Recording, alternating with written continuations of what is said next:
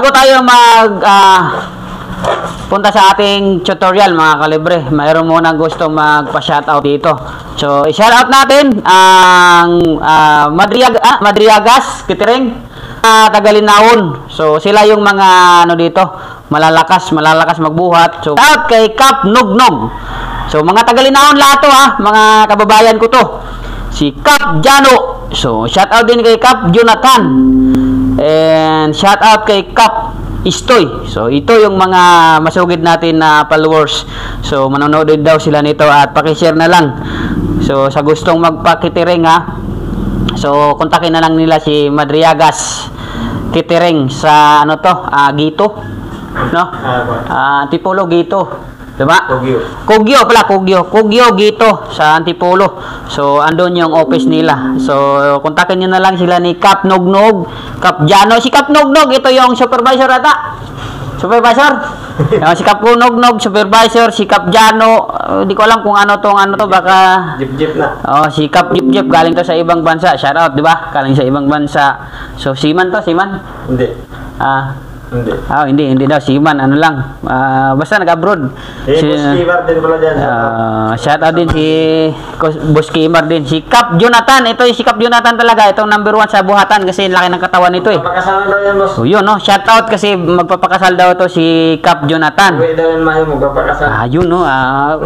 Pwede ata tayo sasama, uwi ng Mayo para magiging ninong tayo. Shout out kay Kap Jonathan, mag-aasawa na pala ito. And shout out kay Kap Stoy. So, ano si Kap Stoy? Si Stong, no? So, anong ranggo ni Stong? Itong may-ari ng Madriagas Catering. Munog barbell. Barbell. So, ito munog barbell to. So, magaling to magtimpla ng alak saka juice. Kaya yun, shout out sa inyong lahat, mga kababayan. Mga kalibre, no? Kasi marami nagtatanong sa atin kung paano tayo convert ng power supply. So, may nagtatanong kasi sa atin, paano daw kung putok na yung power supply ng ating board. So, mga kalibre, example to mga kalibre. So, may nagtatanong kung puputok daw yung power supply. Katulad dito, halimbawa, pag pumutok to, so sa mga nagtatanong sa mga probinsya, ito. Pag pumutok tong power supply, di ba, hindi nyo na makikita to ang number. Maraming walang mga parts doon na mabilhan. So, ito yung pinaka best way natin mga kalibre na ipapalit natin itong 4 wires. So, paano daw ito i-connect dito? So, ituturo natin to mga kalibre. So, bubuksan muna natin to 4 wires, marami ito sa online. So, mura siya at madali siyang ilalagay. So, i-convert natin at i-modify. So, tingnan natin ang loob nito. So, mayroon niyang 5 volts saka 24 volts. Mayroon din tayong diagram nito kung paano i-salpak. So, tingnan natin itong diagram. Punit pa. So, ito yung diagram natin mga kalibre. Ito yung diagram natin. So, ito. 300 volts. So, kahit mataas siya, pwede siya. Ito yung ang itim tsaka pula. Ito yung supply niya sa 300 sa AC, 300 hanggang 300 volts pwede siya. So ito naman yung 5 volts hanggang 24 volts. So bakit nilagay dito 5 hanggang 24 volts? Dahil dito sa trimmer may control to. So kung 12 volts lang ang ipapalabas nyo dito sa dalawang wire, so ikotin nyo lang to. Ikotin nyo lang to. Kung gusto nyo 24, so ikotin nyo lang to. Kaya lang, yung sa board natin sa aircon, hanggang 15 volts lang. 5, 12, hanggang 15.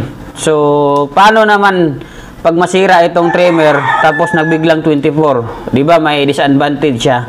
Masisira yung board natin kasi naisit natin to sa 15 volts.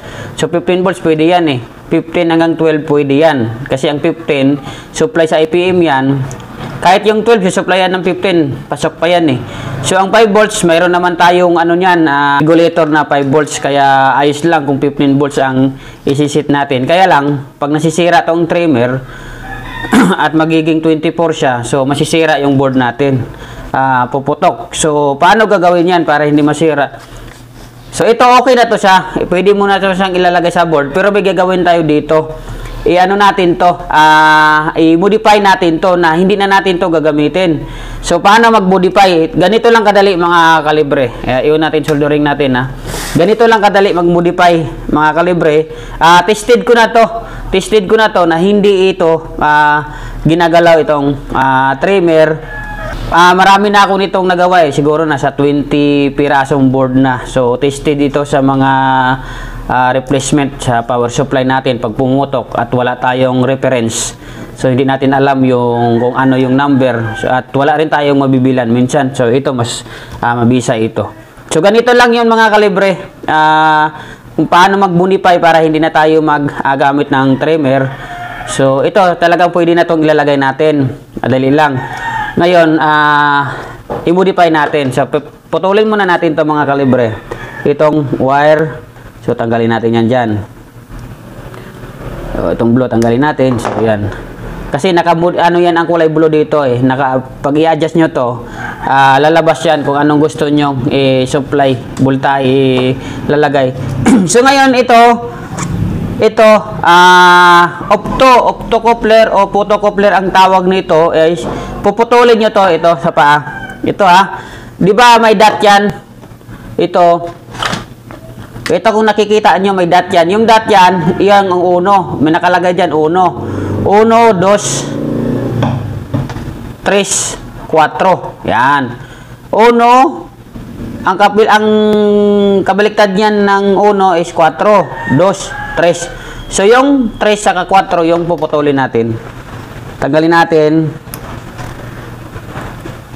Yun. So, yan.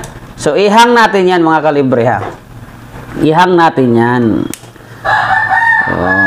Ito, marami na ata nakakaalam nito. So, sa mga hindi pa nakakaalam, ang video na ito para sa kanila to. So, ito. Tapos, lagyan muna natin to ng lid para makapaghinang tayo ng maayos. Lagyan natin yan. Lagyan natin So, nahang na natin to ang opto. So, kayo na lang bahala kung anong kulay ilalagay nyo sa tray. Itong 3, tapos ito 4. So, ilalagay natin yellow, yung number 3. Lagyan natin. So, madali lang to mga kalibre. Yan So, tapos ang number 4, ilagay natin sa number 4, yung kulay blue. So, di ba? Madali lang to. Madali lang mag-modify. Para hindi na kayo maghirapan, mag-a-adjust sa trimmer.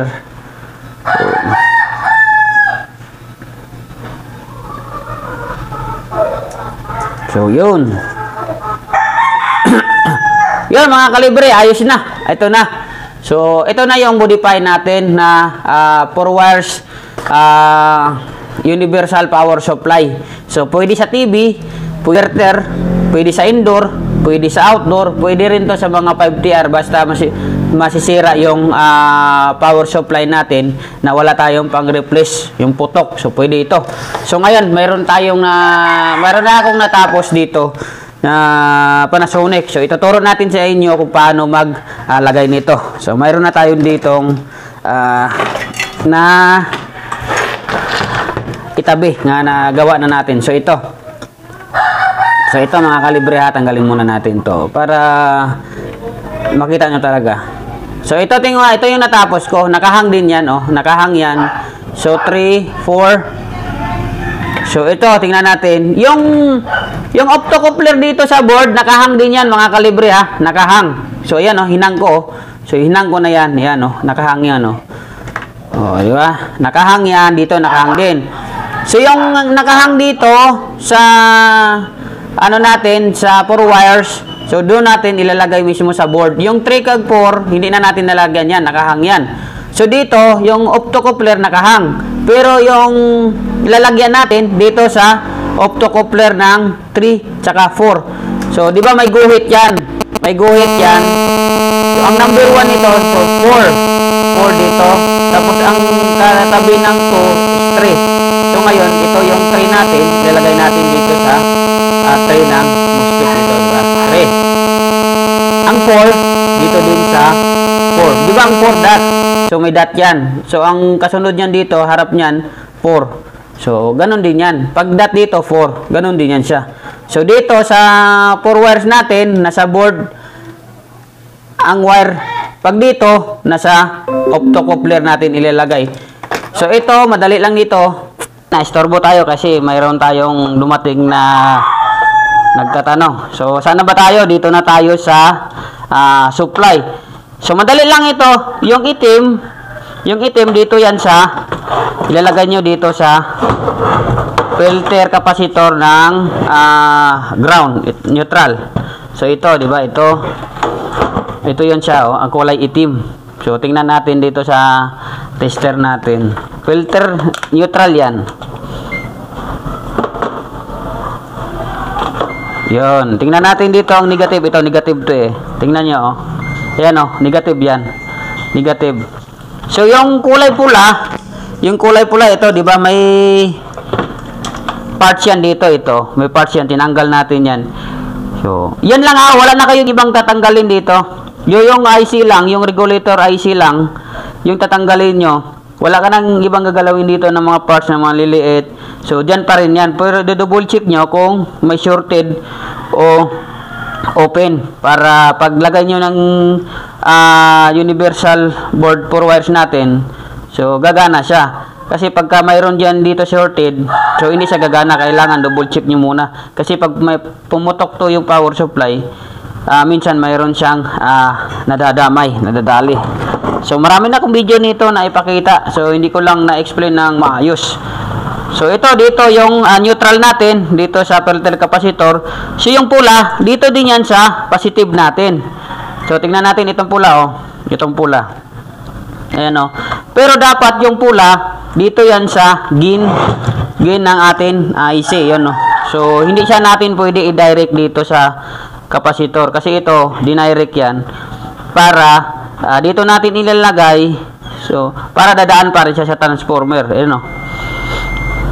Kasi kung dito natin idadaan yan dito direct, hindi masupplyan yung ano natin transformer. So yung negative dito na yan. So yung positive, kailangan dito yan sa power supply natin, sa gate, o ano tawag nito, gate, ito. Tapos dadaan sa transformer yan. Yan, o, ito na yung pinaka-positive niya, ito.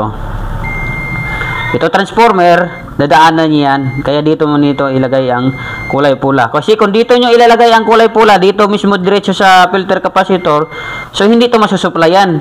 Dahil hindi dumaan dito sa transformer yung positive natin. Kailangan yung positive natin dadaan dito sa dadaanan niya to, ito. Dadaanan niya yung transformer na to para masupplyan to ang board. So yun lang kadali mga kalibre. Yun lang kadali mag-convert ng ating ganitong board. So hindi ka na mag-a-adjust dito. Kasi pag nag-on to, pag na-on ang unit, so tingnan natin mga kalibre ha. 'Di ba ito yung switching? Switching tong optocoupler. Pag nasupplyan to, i-on niya to, ito, i-on niya itong optocoupler. So ito na 'yon, oh. So yan, i-on niya to lahat. So kaya ganito yung ginawa natin, modify natin to para hindi na tayo mag-adjust dito. Masira man ito, yung supply pa rin, stable pa rin yung supply niya. 5 volts, 12 volts, saka 15 volts. Tingnan natin mga kalibre ha. Tingnan natin to. Lagyan muna natin to reactor para makita nyo na talagang gumana ang board na to. So, madali lang kalibre, kabisaduhin nyo lang. So paulit-ulit lang. So hanggat makuha nyo kung paano paano wiring. So napakadali lang siya. So hanapin ko muna yung connector natin. Ito.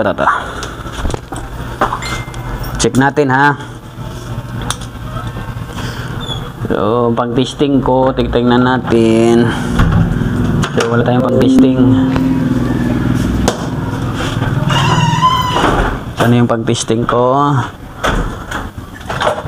Ito.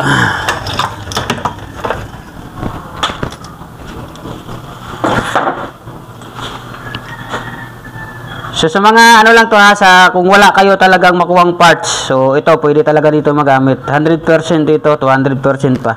So tingnan natin mga kalibre ha. Saksak natin. Yun oh, pumitik ang relay, di ba? Yun oh, pumitik ang relay. So check natin ang supply niyan mga kalibre. Check natin ang supply niyan. So bunutin ko muna. Check natin ang supply niyan ha. Check natin. Yan o, titingnan nyo. Yan. So, tingnan natin tong supply mga kalibre. Tingnan, wala na tong ginalaw na ito. Wala na ibang ginalaw, kundi ito lang. Ito lang yung power IC. Tapos itong optocoupler, titingnan natin. So, hanapin natin yung ground. So, ito yung ground. Check natin. Ayan o, 8 volts. Nakalagay kasi yan, 8 volts yan, 8 volts, tingnan nyo, 8 volts yan, 8 volts din yan lalabas. So, itong 15, 15 din yan. So, regulator yan, 5, yan, 5 din volts yan, 5 volts, yan. So, kung ano ang voltahe dito, yun pa rin yun. So, wala pagbabago yan. Ito, nakalagay dito, yun, 13, ito, nakalagay, 13, 15, 8, 5. So, ayos mga kalibre. Ganun lang. Mag-connection. I-modify natin ang paggawa ng 4 wires natin. Para hindi na kayo mahirapan. Kasi pag hindi nyo ito babaguhin, mayroon kayo ditong babaguhin din dito sa board. So, yun ang susunod natin na ituturo. Ayos.